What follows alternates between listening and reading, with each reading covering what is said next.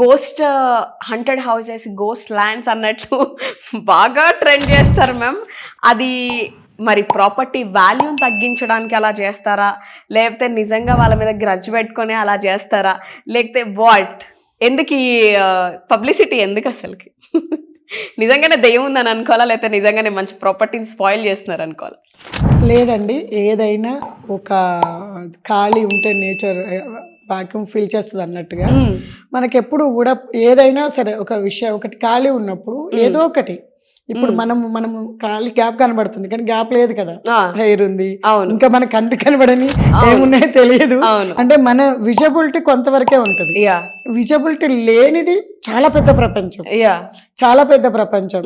కాబట్టి ఎక్కడైనా సరే ఏదైనా సరే అక్కడున్న సిచ్యువేషన్స్ని బట్టి, వాళ్ళకున్న లొకేషన్ బట్టి కావచ్చు, వాళ్ళకున్న విరోధులను బట్టి కావచ్చు, ఇంకొకటి కావచ్చు చెప్పలేము ఇక్కడ ఏం జరుగుతుంది అనేది.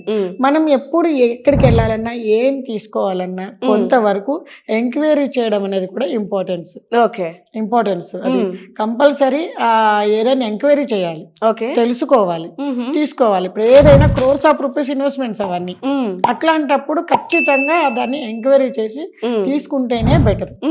నిజం అనలేము, తర్వాత ఫేస్ చేయాల్సి వస్తే జీవితాలు కదా.